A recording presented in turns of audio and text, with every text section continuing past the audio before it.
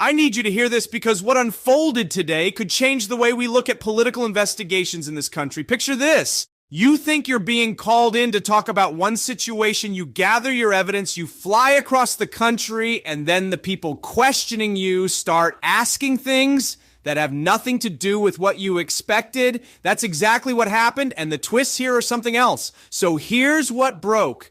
Multiple sources say the Justice Department is now examining the investigation surrounding mortgage fraud allegations linked to Senator Adam Schiff. And the surprising part is this. Instead of zeroing in on Schiff, federal investigators are looking at the people who handled the original case and the steps they took while working on it. That shift in direction has raised a lot of eyebrows. One of the central figures here is Christine Bush, a Republican candidate from California. Earlier this year, she submitted a tip about Schiff, and recently she received a subpoena to testify before a Maryland grand jury. She took a flight from California, expecting to walk in and present everything she had gathered about her claims. But that is not what happened when she arrived. Instead of meeting with the grand jury, she sat down with investigators who had a very different agenda. According to her, they were far more interested in how the initial case was handled, who was involved behind the scenes, and what steps were taken.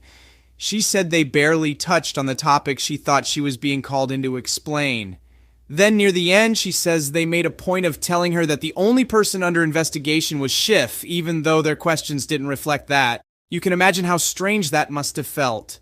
During the report, a graphic pops up showing some of the names connected to the wider situation. One of them is Ed Martin from the Justice Department, someone with a broad range of responsibilities who may be looking into how these mortgage fraud allegations were handled. Another name is Bill Pulte, the head of the Federal Housing Finance Agency, who helped send some of these referrals to federal authorities. Seeing their faces side by side gives you a sense of how many layers this story has. There is also mention of New York Attorney General Letitia James facing her own mortgage fraud-related charges, though Schiff and Representative Eric Swalwell have not been charged with anything.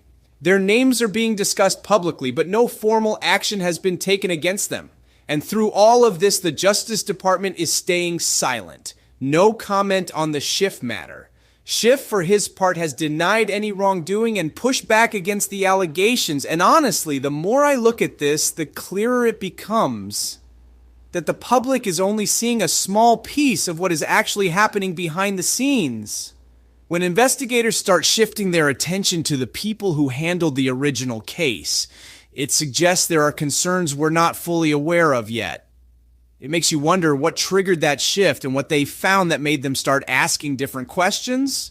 Moments like this remind us how complicated these political investigations can get. One day, the spotlight is on a senator. The next day, the focus moves to the people gathering the information, and the entire thing becomes harder to read as both sides push their own narratives. For viewers like us, trying to understand what's real and what's noise can feel impossible.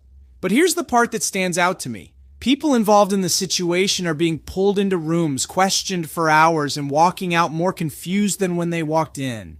And that usually means the story is still developing. It means there are conversations happening deep inside federal offices that have not reached the public yet. So here's what I'll do. As more information comes out, I'll keep breaking it down in a clear and straightforward way. No spin, no drama, just what we know, why it matters, and how it affects the people watching these events unfold.